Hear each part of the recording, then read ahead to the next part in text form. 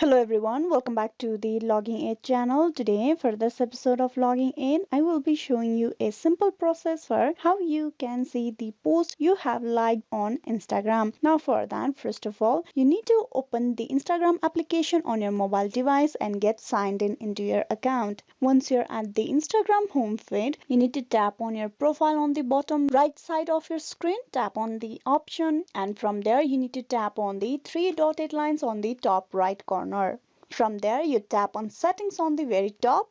Inside setting, you need to go to the account section. Tap on accounts. Now inside account, you need to scroll down and there you will see the option of post you have liked. You tap on that. Now this will display you all the posts that you have liked on Instagram account of yours. This is how you can see all the posts that you have liked on Instagram. Hope this video was useful. Please like and subscribe the Logging Aid channel, and also don't forget to click on bell icon for the notification and update. Thank you.